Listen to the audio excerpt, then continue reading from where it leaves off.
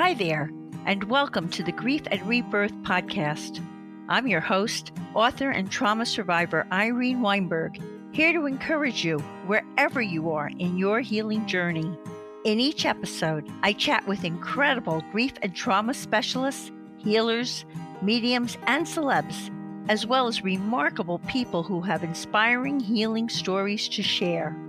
If you're looking for a podcast that's both uplifting and inspiring, you've found it.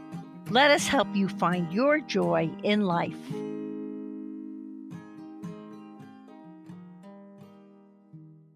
Hi, everyone. I hope this finds each of you so very well. I'm speaking to you from my studio in West Orange, New Jersey, and I'm very grateful for this opportunity to interview Colin Campbell, a gifted writer and director for theater and film who was nominated for an Academy Award for Seraglio, a short film he wrote and directed with his wife, Gail Lerner. Colin, who has taught theater and filmmaking at Chapman University, Loyola Marymount University, Cal Poly Pomona University, and to incarcerated youth, is now the author of a powerful memoir about catastrophic loss titled Finding the Words, Working Through Profound Loss with Hope and Purpose. When his two teenage children, Ruby and Hart, were tragically killed by a drunk driver, Colin was thrown headlong into a grief so deep that he felt he might lose his mind, and he found much of the common wisdom about coping with loss, including the ideas that grieving is a private and mysterious process and that the pain is so great that there are no words to be unhelpful. In Finding the Words, Colin drew upon what he has learned from his own grief journey, offering an alternative path for processing pain that is active and vocal and truly honors loved ones lost. By shining a light on a path forward through the darkness of grief with practical advice on how to survive the aftermath of loss, Colin, who will be speaking to us from Los Angeles, empowers his readers to live more fully while also holding their loved ones close. I'm looking forward to talking with Colin about leaning into pain in order to heal, what it means to create a grief spiel, how to take community with you on your journey through grief, his solo show titled Grief, a One-Man Shit Show, and more for what will surely be an illuminating, open-hearted interview with a man who has much wisdom to share with us. Hi, Colin. A heartfelt welcome to Grief and Rebirth podcast. Hi, Irene. I'm so honored to be here. Thank you for having me. Thank you. Thank you. We're gonna have a lot to talk about today that I think is going to help a lot of people. So let's start by having them get to know you, what happened to you, know your beautiful kids. So tell us about Ruby and Hart, your relationship with them, and how you and your wife Gail raised them together as a team. Oh, yeah. Thank you for asking. Yeah. So Ruby was 17 when she was killed, and Hart was 14. So we got to raise them through childhood, and we were an amazingly tight-knit family, the four of us. We really loved doing very similar things. So one thing that comes to mind is like card playing. So we would play cards like all the time, the four of us. So we'd go out to a restaurant and we'd place our orders, and then out would come a deck of cards, and we start playing immediately. And waiting in airports, whatever. We loved to travel, all four of us. We went all over the world together. Wow. Which was a great privilege to be able to do that. But we loved it. And we loved also just traveling nearby locally. We went to Death Valley, and then we went many times to Joshua Tree, which was one of the favorite places for the four of us. For people who don't know, where is Joshua Tree, Colin? If someone wants to take a trip, what is it about Joshua Tree? Yeah, so it's about 2.5 hours east of Los Angeles, where we live, and it's in the high desert. So Palm Springs, people may be more familiar with, that's the low desert. And the high desert is it's a different, extra special place. It's not very crowded. It's very kind of empty up there, with amazing views, amazing rocks. So Joshua Tree National Park is enormous. It's about the size of Rhode Island. It's an enormous national Wow. park. Yeah, and you can drive there for hours, but you can pull over, and there are these clumps of rocks. These clumps of rocks are like, they're called like jumbo rocks. Some, they have all these different names, and you can just scramble up them. And so the four of us love to do that. We pull the car to the side of the road, and then we just scramble up these rocks. And it's like easy bouldering. It's very friendly, and you can get very high in the sky, and you can get these amazing views. And we would just, spend several hours there, slightly getting lost, and then finding a way back. That was the thing that the four of us loved to do. And horror films. That's my wife Gail, but more me and Ruby, and then Hart when he got older.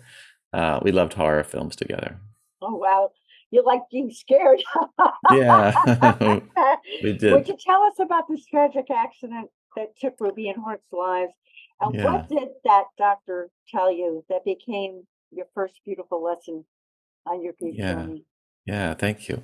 But I have to say, I don't actually call it an accident. I call it a crash, only because the woman who hit us, we were driving to Joshua Tree at the time, was drunk and high and speeding. And to my mind, that wasn't an accident. She chose to get drunk and high, and then she chose to get behind the wheel, and then she chose to speed. And now my children are dead. So I call it a crash. I don't want, accident sounds like it sort of lets everyone off the hook. But we were driving to Joshua Tree because the week before, the four of us were there again, just at an Airbnb, and then we saw this house, and it was for sale. And we thought, oh my God, wouldn't it be amazing to have our own place? We come here all the time, and could we afford to get our own place in Joshua Tree? How magical would that be? And we discovered that we could afford it. Again, very privileged and lucky to be able to do that. And we bought it. We put down an offer to buy this house. And the night of the crash, we were going back to the desert to check it out, to check out our new house. I had an appointment the next morning to see if we could build a pool there. And it was really a high point in our family life because the four of us loved it, and we just bought this house together. And it was kind of like school was over. It was June, and Hart was about to go into high school. Ruby was going into 11th grade, and we were all together and extraordinarily happy. And then our lives were destroyed, and Ruby and Hart were taken from us. And we were plunged into a horrible grief. And the woman that you mentioned, the PICU, the pediatric intensive care unit doctor, said something very extraordinary to us that night of the worst night of our lives. A lot of people were avoiding us after the crash, in the immediate aftermath, because they didn't know what to say to us. I discovered that people who've lost children are scary to a lot of people. They're worried. They don't know what to say. It maybe subconsciously they think it's like a disease they can catch, and so we become these figures of fear. And I knew that in the hospital, I knew that there were social workers, and their job was to talk to us in grief. And there were two of them, two separate hospitals. They both avoided us and did not tell us that Ruby and Hart were dead, or the Hart was dying. And so there was a general air of just like, oh God, here come those parents. Let's not talk to them, And then this doctor, Dr. Ejike, she came to us, and she just told us the truth. By then we had been told that Ruby was dead, but she came to us and said Hart was dying of 3 life-ending injuries. In other words, he was going to die 3 times over. They tried as hard as they could to save him, but there was no way. They couldn't stop any of those 3 things from killing him. And so we were hit. We were T-boned, broadsided, and so the kids had their seatbelts on, but that doesn't help you from the whiplash. The whiplash, being hit at 90 miles an hour, is so strong that the seatbelts themselves kill you. It's just a human being can't survive that impact. And so this emergency care doctor, she sat us down told us this, and then said, tell me about Ruby and Hart. And in that moment, instead of backing away from our fear, she leaned into it, right? She wasn't scared. Or maybe she was, but she still pushed through that fear and asked us to talk about Ruby and Hart in this moment of utmost devastation. And it was such a beautiful act in such a terrible moment, because it gave us something to do, and that honored Ruby and Hart. Here we could talk about them to a stranger and tell her how wonderful our children were. And we were still adjusting to the idea that it's a were and not are, right? It's they're in the past now. And that's a long journey to understand that. We certainly didn't understand it that first night, but we were starting to, right? Starting to somehow come to grips with the reality. And the idea that she sat with us and gave us something to do that honored our children, and that she was there with us in our grief, that was an early lesson in how to behave with somebody who was in grief.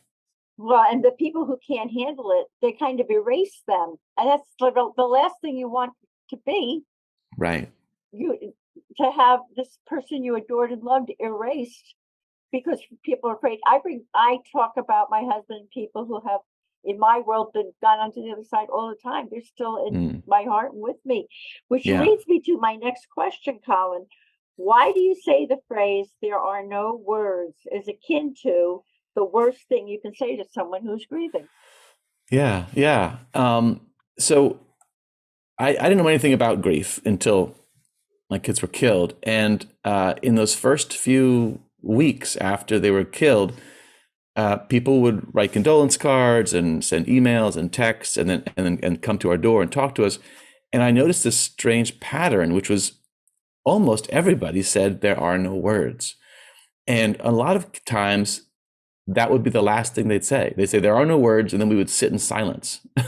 And I would sort of nod like, yeah, I guess there are no words. And they would nod back, and it would just be awkward and silent.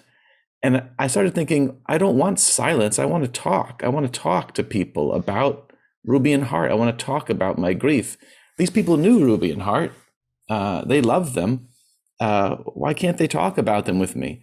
And so I started thinking that this phrase, which I understand the origins of the phrase is there because that they're trying to say your loss is so catastrophic that I can't even fathom it or put words to it. And I'm here in love. I'm here. I love you. That's sort of the subtext of it.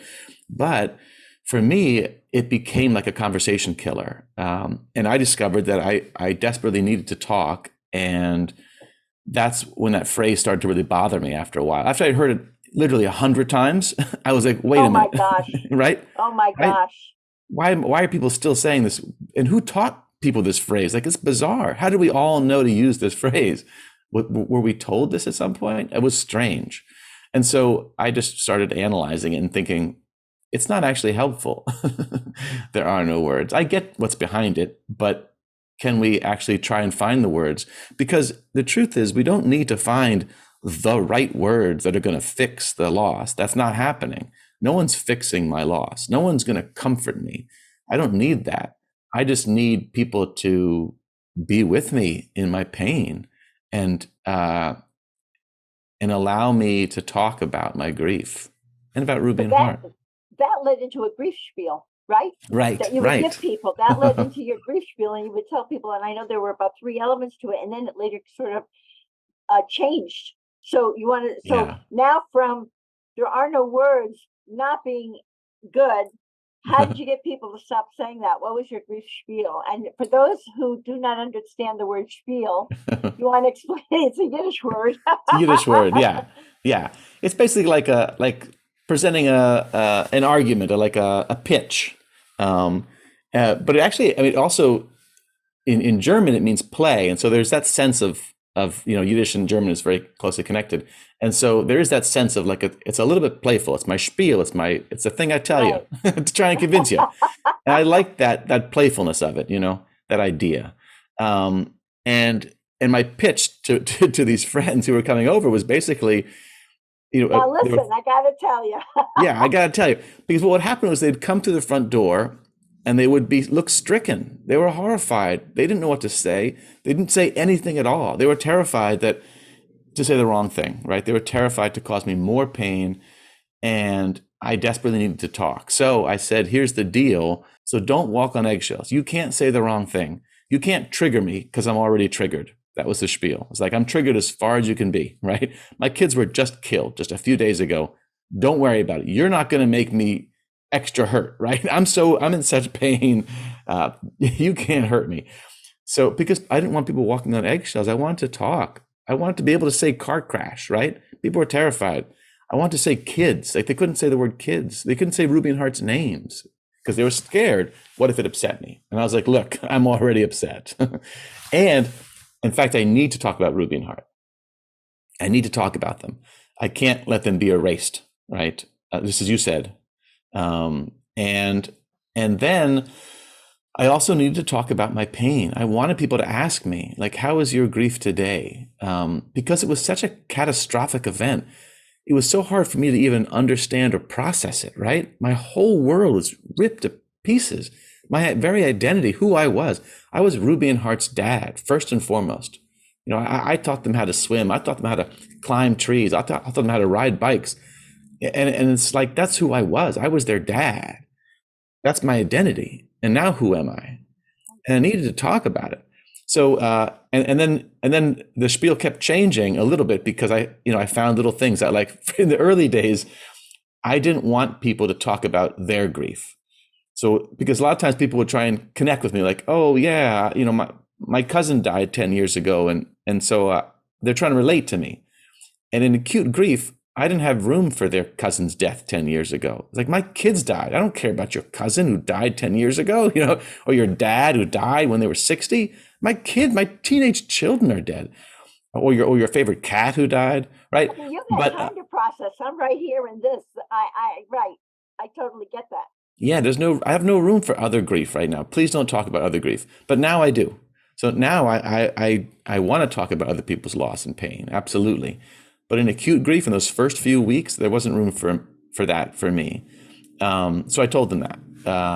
Please don't talk about your losses right now.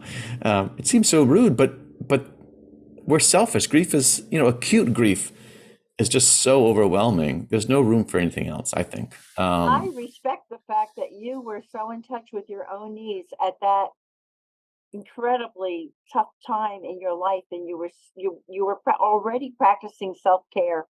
Yeah. So early on. Yeah. Self-care. That's exactly right. That's a beautiful way to put it. Yeah, I was protecting myself. Yes, you were. And you were helping them to better help you also. You were really being very proactive at that time. You didn't become a victim to it. You became proactive with it. Yeah. And you're exactly right. My friends were so grateful to get this instruction because they were like, we want to help you. We love you, but we don't know how. And you telling me what you need is so helpful. And that helped me. That reinforced this idea of like, oh, this grief spiel is useful. This grief spiel is helping all of us. Let's be honest and open about this terrible thing, right? And so that was very helpful to get that positive feedback. And then with time, you were able to say, okay, now I have a little bit of space to hear your stuff too, right? Exactly. And that leads me into my next question, because here you had this community coming to you and you're teaching them in a way or helping them to help you. And you say in your book that it's so important to take community with you on your journey through grief. You want to talk to us a little bit about that? I'm sure community with your friends, but other people too, right? Yeah. I didn't know much about grief at all until Ruby and Hart were killed. I really, my father had passed away, my grandparents had passed away, but they were old. They were old people, and so my whole life had gotten been able to warm up to the idea of old people dying. Right. This was a different thing altogether. And so my idea of this kind of grief in the past had been like, oh, I guess you go away by yourself. You're sad by yourself. It's a mysterious process. Nobody can help you. You grieve on your own until you're ready to come back to society, all fixed somehow, I guess was my idea. I guess I got from the movies, whatever. I don't know. But then when it actually happened to me, I found it was so helpful to be with community because they were grieving too. And I was taught that very early on by the Jewish traditions of grieving, because my wife is Jewish. I'm not Jewish, but my wife is Jewish, and we raised Ruby and Hart as Jews. They were bar and bat mitzvah. We were members of our synagogue. We were active members. We went to high holy days, and we celebrated Shabbat every Friday night, lit candles and said prayers. And it was a meaningful part of our lives. I'm an atheist, though, so I don't believe in God, but I believed in these Jewish traditions. They were important to me. You were able to embrace what the traditions were meant to do, Yeah. to bring people together and give them a source of comfort and all. Exactly. Yeah. I found comfort in them. And so here, mourning my children, I leaned on the Jewish traditions of grieving, and one of the first ones is Shiva, which is 7 nights after the funeral, except not on Shabbat. You have people come to your house and sit Shiva with you, which means they come and they really sit with you, and they're with you in your grief, which was sort of initially counterintuitive because I didn't want people to come to my house. My kids were just killed. How can people come to my house? That sounds like a social call. I'm not fit for anything, but that's not what it is. It's not a social call. I'm not there to entertain anybody or socialize. They're there to take care of you. They're there exactly to be with you. Yeah, they're there to be with me. And our wise rabbi Sharon Brous, she said, do you want to say any words to these people who are here? And my wife and I both found that we did. We wanted to talk about Ruby and Hart. And then we invited them to talk about Ruby and Hart. And they did. They came up and they shared stories. And it was so clear how important it was for all of us as a community to talk about Ruby and Hart and our feelings. And it wasn't just one night, right? It was a whole week of this. And it was a powerful lesson. And wow, we're all grieving, and it's so helpful to be together and not all by myself. And not isolate. Yeah, not isolate. So right. It hurts. It every night it was like, oh God, they're coming again, right? That's what oh boy, here we go again. But yet, in the long term, that was so helpful. It's not like it's easy, but it helps. Having been through that myself, I have to say that one of the things, a few times, but one of the things I love also is that people bring food to you. They take care of you. As a community, they ask nothing of you. They're there to be with you in your grief. Yeah, they don't. Very comforting. Who's thinking about eating or taking care of yourself or anything? So they're kind of making sure that at least that way you're nourished.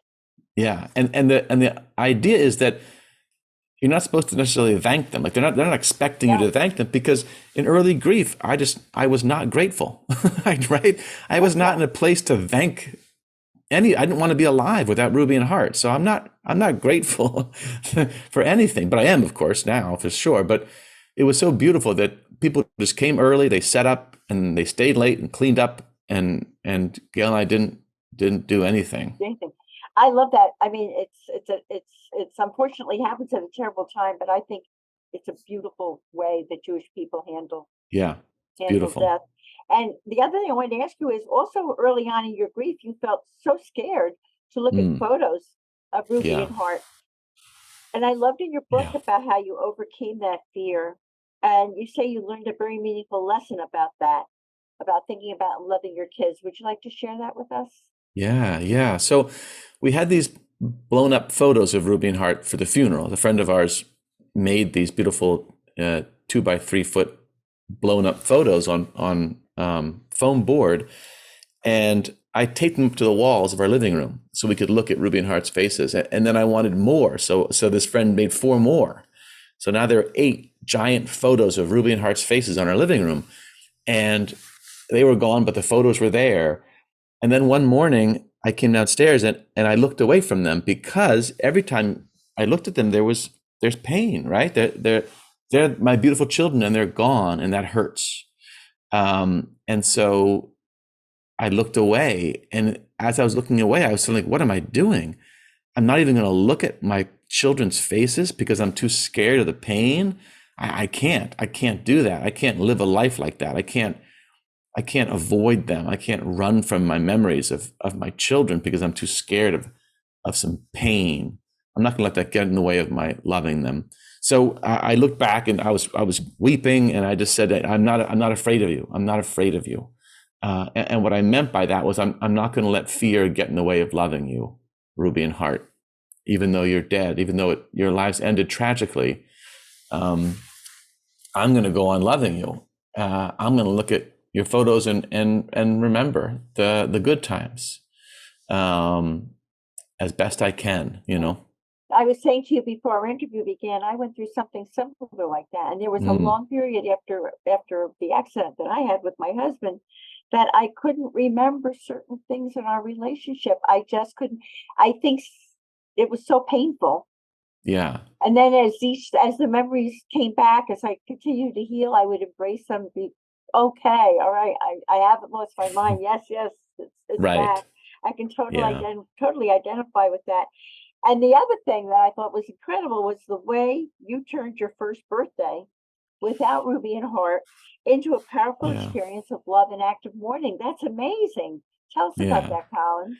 Yeah, it was a hard time. So my 50th birthday was 3 months after the crash, almost exactly 3 months after the crash. So September 13, and they were killed June 12th. So 3 months later, I've got to quote unquote celebrate my birthday, but I had nothing to celebrate. I at that point, and still to this day, I'm not so thrilled with. I used to love my birthdays. I was not one of those people that was like, oh, I can't. I love my birthdays. I was not afraid of growing older because I had a family, honestly, and I was okay with it. And now I didn't. And now it seemed like a mockery. Like my first 50 years on Earth were meaningless now because they were all built towards raising these two children, and they were gone. So that's meaningless, and my future's meaningless. I have no children, so I don't know. I just felt empty, but I knew that I wanted to be around people who loved Ruby and Hart, and so I always had this birthday celebration at the beach. I called it my beach birthday bash, and I invite Ruby's friends and Hart's friends and Gail's friends and my friends. We'd all gather at the beach. And I'd give out sandwiches. I'd make everybody tell me their sandwich orders. It was ridiculous, but that was my birthday thing. I want to know your sandwich orders. I think it's beautiful because on your birthday you gave. You didn't just take in. You gave. I did like that. Was how you celebrated your birthday. Yeah, I gave everybody a delicious sandwich, and we all spent the day at the beach. It was really lovely. And now here I was confronted with this birthday and this birthday tradition that meant so much to my whole family. And I decided that let's keep it going. It won't be a birthday bash. It'll be a beach memorial for Ruby and Hart instead. And I asked everybody to bring a rock, a stone, and we were going to spell out Ruby and Hart's names in the sand, and let the ocean wash them away. And I insisted on asking everyone for their sandwich orders, even though I was in grief. And people were like, "Are you sure you're going to still do the sandwich orders?" I was like, "Yes, I need it. I need that continuity. I need that sense of like I'm still me. We're still going to do this in honor of Ruby and Hart now." They loved my birthdays because they got to hang out with their friends at the beach all day. It was great. So everybody came. Actually, much more people came than usual. It was a very big crowd that showed up that first year after the crash, and we spelled out their names in rocks. And what was kind of magical was people said, give us direction. How do we spell out their names? And I suddenly, in that moment, I didn't want to. I wanted them to just do it. I wanted it to be like a collective act. I didn't want to. I'm a director, so it would be natural for me to want to direct people. And it should be each letter should be about a foot high, and that would be what I would normally do. But I didn't. I took off my director hat and I said, just do it. Just put the rocks in. And it worked out perfectly. They spelled the names just the right size so that they ran out of rocks right after they finished, the T of Hart. So it was Ruby and Hart, ampersand Hart in stones. It was beautiful. And we wept together. And then we all shouted Ruby and Hart at the top of our lungs. And then we all ran into the ocean together. And I cried, but I was surrounded by people who loved me and who loved Ruby and Hart, and there was continuity. And it turned what would have been a brutal day into a beautiful, meaningful day that was also brutal, but still so much better. So much better. And I have to ask you also that you state in your book that it takes courage to grieve. What would Yeah. you like to tell us about that? Yeah. Well, it's like short-term pain for long-term gain, and it takes courage to do that, to walk into that pain. I mean, what you did with Um, your birthday took a lot of courage. yeah, I think it did, because here I was surrounded by all these beautiful people who were alive, all these kids, all these friends of Ruby and Oh, Hart's, all these teenagers who are alive and happy and their families, but yet uh, hiding myself from them is not going to help. Even though, so part of me wants to do that, right? Part of me is like, just don't look at them. It's going to hurt. Don't look away. But then that alternative, that's going to actually cause more pain, but sort of like internal unprocessed pain. I'm just going to stew, right? Well, what's the alternative? Me lying in bed and just moaning? I'm not sure that's helpful. But here I was engaging with the pain. And so I think it does take courage to grieve, because we're allowing ourselves to feel feelings that don't feel so great, a but lot of they're people part run of away life. from. They Yeah, compartmentalize them. They run away from them, and then later on, they have to process them. And guess what happens? Road rage or whatever is going on, right. right? And you Yeah. also talk about active grieving. Hmm. Tell us about your concrete action plans for active grieving. Yeah, that's sort of part and parcel with this idea of leaning into the pain, which is taking action. You kind of alluded to it earlier. You said instead of being a victim, we were talking about, I think it was talking about Ruby and Hart, and there's that sense of, I don't know if escaping victimhood is right, but or just being active, choosing to take control of our grief journey in a way. I felt very much like the victim in the early days of grief. I was unable to keep them alive. Yeah, that must have Uh, been your fault somehow. You might, where well, was the yeah, tape, right? I was Yeah. behind the wheel, and so I continue to live with that grief and that guilt. Um, it's very hard, but I'm sort of learning to live with it, just like I live with my grief. I live with my guilt.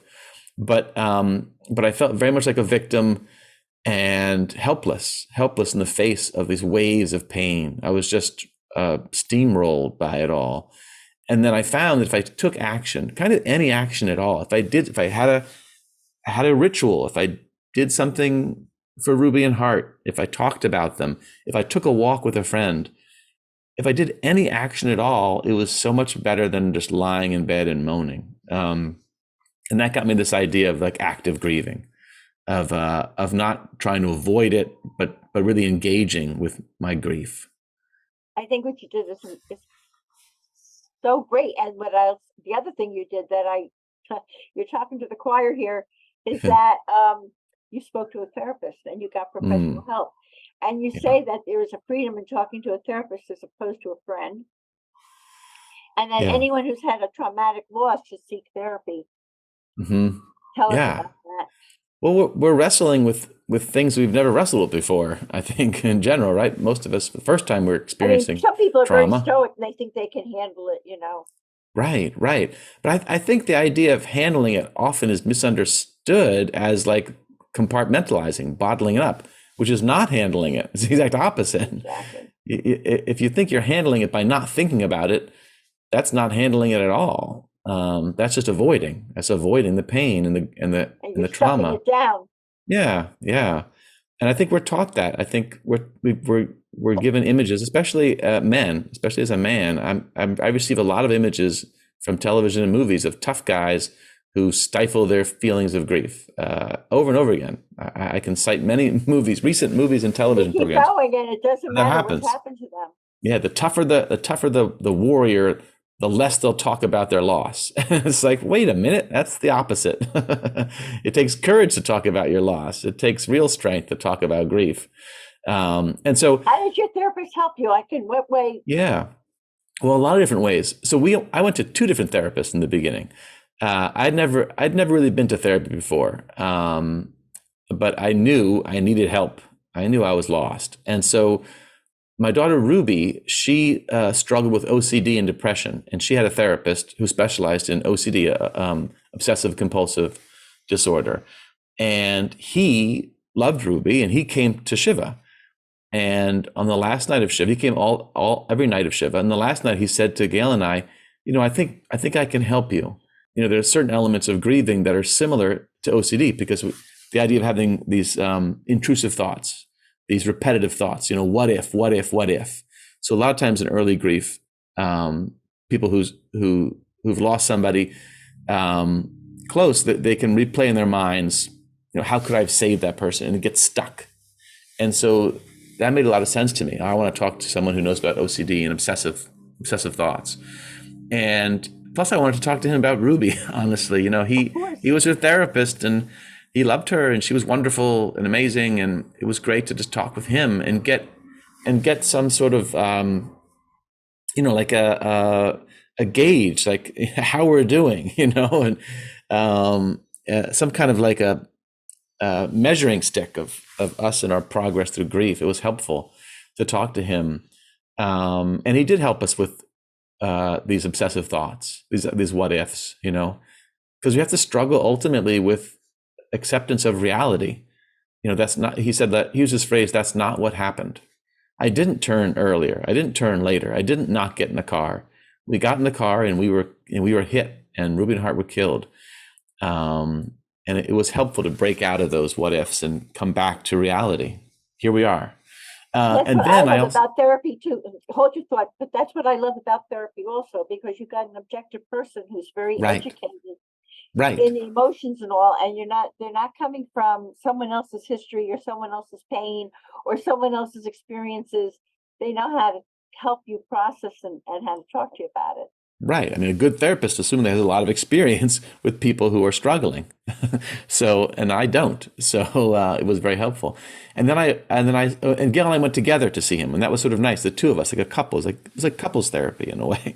And then we each also went to our own therapist. And so she had her own therapist already, so she just continued with that therapist. And I found a new therapist for me.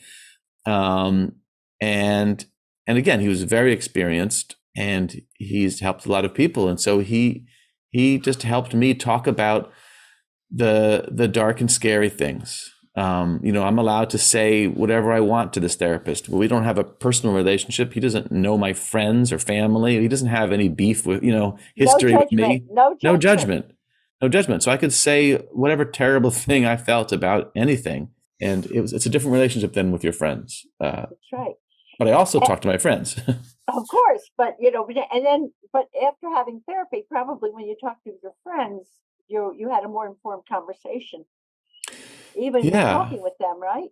Yeah, I mean, I think part of the struggle of grieving is just literally processing our feelings. These are huge feelings that I had never felt before. They were overwhelming, and I needed to talk about them to a therapist and my friends, just so I could understand them.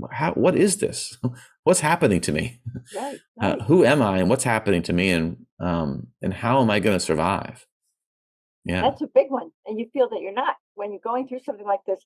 And I also liked in your book that you talk about that therapy can be affordable even for people who can't quite afford it. And and you also talk about discerning when you need a new therapist. So would you like to give a few people who say, yeah, that's great, he could afford 2 therapists and his wife went to a therapist. I can't afford to do that. What does someone like that do?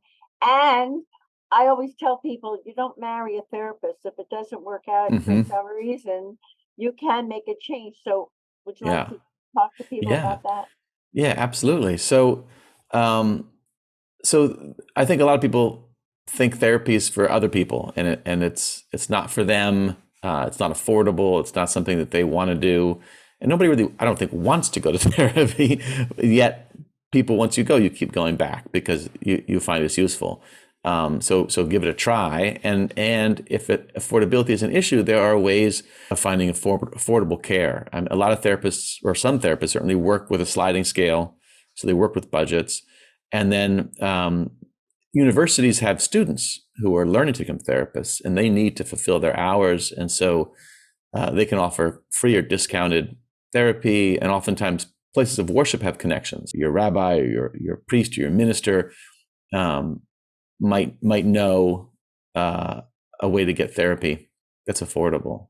Okay, so It's someone's worth gotten looking you into it. It's worth looking into it. Someone's gotten you into therapy. Now you're starting to, explore, but there's something about this therapist Right. that's not resonating with you. How do you know that? And how do you give yourself permission to find someone else? Yeah. How do you Well, discern it? I know this from Ruby because she went through many therapists, maybe 5 before she found the right Wow. one. They all struggled with helping her, and they weren't helping. They had ideas, but OCD is very complicated. And Ruby was a brilliant mind, and I think she felt like her mind was too quick for these therapists. She was too clever, and they weren't going to fix her, And then she found a therapist, Dr. Grayson, who really suddenly took a different tact, and it resonated with her, and suddenly she was responding and feeling better. I think there's that issue. Searching after 5. She kept searching, right? That's fantastic. Yeah, they weren't working for her, and we're like, okay, let's try somebody new. Then let's keep working, make this work. And so I know I have a lot of opinion about grief and grieving, and a lot of people have attitudes about getting over grief. And so there's a history in therapy. It goes all back to Freud. Freud had some misguided ideas about grief. He thought that you needed to break away from the person you've lost in order to make room in your heart for new love. He had this idea that it's finite, and so in order to stay in this life, you have to, in a way, get over your loss. And then I'm not a Freud scholar, but he did lose his daughter. I think that's right. And then he had new ideas about grief because suddenly he was grieving. Totally right. Yeah, but people didn't track that change of heart that he had, and so there is that history of like getting over. You have to get over your loss. That it's scary if people are grieving for too long, and the reality is that you grieve for the rest of your life because you love this person. Of course, you're going to always grieve.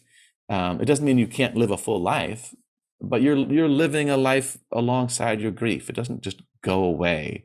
It's a very ignorant idea. And so if you are with a therapist, if you are grieving and your therapist is talking about it's a year now, you should be over your grief, or grief happens get a new therapist, get over your therapist. Or if your therapist says like, oh, there are specific stages in grief that you go through, and first you start in denial, then you're in anger, and then that's not how grief works. We don't go through stages in any kind of sequential order, and finally arrive at the end where we're all healthy again. So any therapist that thinks those thoughts, find a new one. Go check it. I tell people it's just like finding a good lawyer. Do a few discovery calls, or like talk to a few people and see who you're resonating with. And now I want to talk to you about your wonderful memoir, Finding the Words, in which you share some of the discoveries you and your wife made with others who are struggling with grief. And what else? Tell us what you'd like people to know about. It's a very powerful memoir, and it teaches a lot of it. There's a lot of substance to it. So what would you like to share? Yeah, well, I think one of the big things for me is that I went to a lot of grief groups early on, and it was shocking. What would happen was everyone would share their aching loss, right? How painful it was, how shocked they are that here they are now, their kid has been killed, but then very quickly the conversation would turn to how abandoned they felt by their friends and family, how alone they were, that they suffered the second loss. Their community wasn't there for them. And I saw this potentially happening with my community because people were scared to talk to me. And that's why I developed the grief spiel, and we held these ceremonies and gatherings. And I felt like I didn't lose anyone to grief. I mean, people became less important to me than others, but I didn't have a catastrophic break from any of my friends where I was like, I'll never talk to them again. But this happened a lot in grief group. A lot of people would say that, I'll never talk to my family again. They failed me. And so part of the mission for me of writing this book was to offer what I felt were concrete steps that one could take to at least help with that, minimize that abandonment, so that could educate people who were supporting people who had lost loved ones, but also help those people who had lost loved ones find the words to get the help they needed, to get the support that they needed. Did you find that people who were saying they felt so abandoned and were going through that, did you find that they were people who are not yet in therapy, in counseling? Because I think therapy changes that. That could, I don't know. I don't know what their individual therapy journeys were. I mean, I grief can't brings say, up, but if you felt abandoned in your childhood, say, grief is going to exacerbate that. sure. Yeah. But I was thinking specifically of just how do we counter the great cultural misunderstanding that we all face, which is that people think grieving people should be left alone. There's no words to talk about their loss. We can't talk about it. It's too mysterious. It's too awful.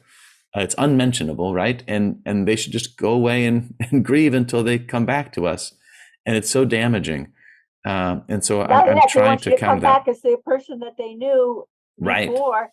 And you're transformed by this, by what you're not that person who you were before. No. And yet we can all grieve and grow together instead, right? Right. Nobody feels good about people to do. I mean, your book really helps people to grow through the grief and to learn how to do that. Yeah, thank you. And it's also full of actions. So that going back to that idea that we spoke of earlier, the idea of taking action in grief, of having an active grieving process. So the book is just full of actions one can take that are not lying in bed and moaning, but are doing things that ultimately re-engage with life, that don't compartmentalize grief, don't box it up and put it away, but don't also retreat from life itself.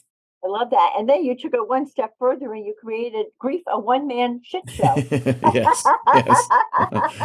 So tell us about Grief, the one-man shit show. And thanks. Tell us about that. Where can members of our Grief and Rebirth podcast audience who would like to see that? I know it premiered at the Hollywood Fringe Festival. Where can they catch it? Yeah. And it won an award too. Yes.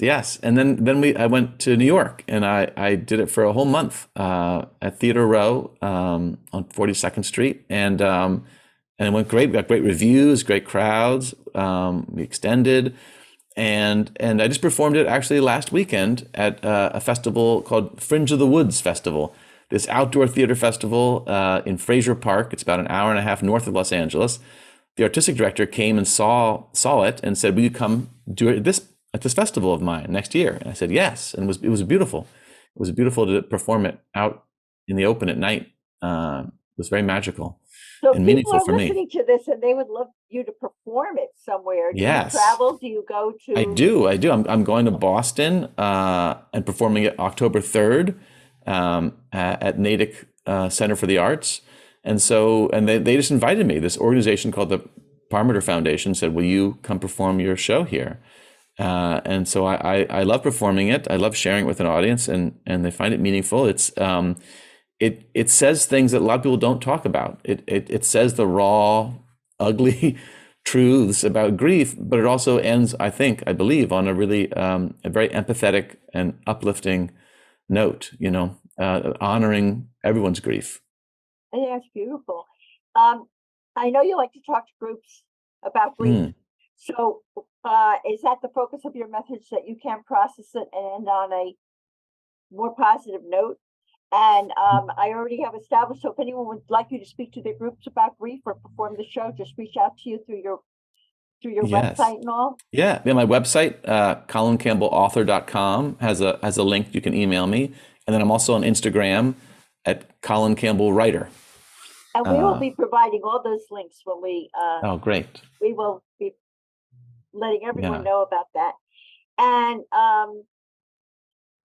why do you say that it's important to lean into pain in order to become less fearful and to heal? Yeah, I think it's an important message of yours. Thank you. I think so many of society's ills come about from fear of talking about the tough stuff. And it makes grief feel taboo. It makes it feel like it's so scary. We don't talk about it. It's like the white elephant in the room. And if we just talk about it, it just becomes a lot less scary a topic, and it brings people closer rather than driving them apart.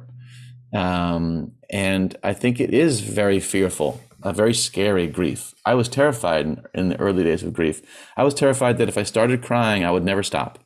Literally, I would never stop, and I would go mad. I would lose my mind. It felt like that. In the early days, just like keening, it was awful. It was like almost vomiting up tears. It was so visceral and painful and scary. But I learned by doing it that it does pass. Like You don't waves. cry forever. It comes in waves. Yeah, it comes in waves. It comes in waves, and each wave always recedes. And over time, the waves are just smaller and smaller and further between. Right. You get more and more of a break, and you get to access more and more joy. Right. So speaking about joy, how did you find a way to think about a meaningful future and a life with purpose after this happened to you? Yeah, I think it's very hard. It's very hard, especially in early grief, to think about joy and to think about meaning, because life felt meaningless to me. Right. It really did. It really felt like there's no point in being alive. I mean, my wife and I, we had each other, but we were so wretched and so much pain. And I think I sort of thought instinctually that I needed to stay engaged in life as much as I could. And so I had this crazy policy where I said yes to everything. So if a friend said, "Hey, do you want to go for a walk tomorrow?" I would say yes, even though part of me thought, like, tomorrow, I have no idea what I'll be like tomorrow. I can't say I'm going to go for a walk tomorrow. I can't even promise you in an hour I'll be able to take a walk. Who knows? I'm in grief. But I just said yes to everything. And if I had to, I would cancel, but I generally went. I did it. I did everything. And just by staying engaged in life, talking to people, taking walks, doing things, I think I gradually got back into discovering that life was meaningful again, And I think you also found joy because you found ways to be of service. Yes. Want to talk about that a little bit? Yeah, I got that. I read a lot of grief books, and one of them. Bet you did. And one of them was Viktor Frankl's Man's Search for Meaning. And for your listeners who don't know, he was a Holocaust survivor. He lost his wife and his family in the Holocaust, and then he dedicated his life to helping others through grief and trauma.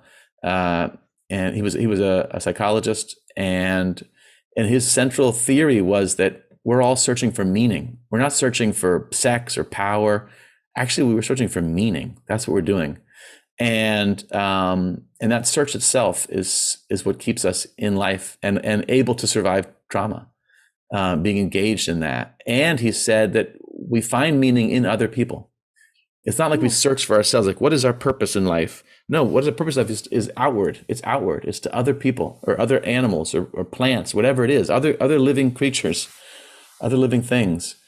That's where we're going to find our meaning and purpose. And what would you call your new meaning? Yeah, what is yours? What have you found is your new meaning of purpose? Well, you've touched on many of them. One is I'm really trying to change the culture in its treatment of grief. I'm trying to destigmatize. I'm trying to normalize grief and help people who are grieving. That's why I wrote my book, and that's why I speak at communities about grief. I've spoken to a number of synagogues and grief organizations about grief. And then also, my wife and I, we are fostering to adopt two teenagers. Wonderful. So we still believe that parenting is part of our identity and our meaning. And so we are, we have these two teenagers. They've been with us now for 8 months. And we're on a path to adoption, and the four of us have tragic stories, right? They didn't wind up in foster care because of good things. So they have a lot of trauma and challenges, and the four of us are finding ways of being together as a family. That's a blessing. That's a four times blessing. Yeah. Helping each other. That's really wonderful. We are. How old are they? 13 and 12. Perfect Yeah. age to drive you crazy. Exactly. Exactly. We just fight about homework and bedtime and electronics and Just like real world. just like regular parents, That's except right. with all the trauma and grief on top of it. But yes, yes. That's great. Ah, One more question. Tell us about the Ruby and Hart Foundation. thank you. Thank you. That's another way of searching for meaning and purpose. Gail and I are raising money to send authors to schools, the underserved schools, so that kids can hear stories read by children's authors in person. And so it's the Ruby and Hart Foundation. And your listeners can feel free to contribute to it. And the money goes to authors so that it promotes literacy, because Ruby and Hart both love to read. It was an important part of their lives and their identities. And so we love honoring them by helping literacy. That's beautiful. And when we release your interview, please give us all the links to that. So that I if will. anyone is inspired to contribute or become a part of that they can do so. Wonderful. Well, Colin, I so appreciate this interview. And I'd like to share this powerful quote from Finding the Words that I want to share. It's such a powerful quote that I can share with our Grief and Rebirth podcast audience. Each month brought a new insight into grief, a new tool for surviving the pain, and a new way of honoring the lives of Ruby and Hart. 3 years later, we have found a way not just to survive, but to actively choose life. We continue to mourn and be rocked by waves of pain and aching, but we have also found a way to make room for other feelings such as joy, love, pride, and hope. We have found a way to think once more about a meaningful future and a life with purpose. Finding the Words is a true gift for those with a broken heart and for those who care for someone whose heart has been broken. Thank you, Colin, from my heart, for this illuminating, open-hearted, and wisdom-filled interview. And here's a loving reminder, everyone, that you can see the show notes and all Grief and Rebirth podcast episodes on ireneweinberg.com. And make sure to follow us and like us on social at Irene S. Weinberg on Instagram, Facebook, and wherever you get your podcasts, including YouTube. As I like to say, to be continued. Many blessings. Thank you, Colin. And bye for now. Thank you. Thank you, Irene. Thanks for having me. My pleasure.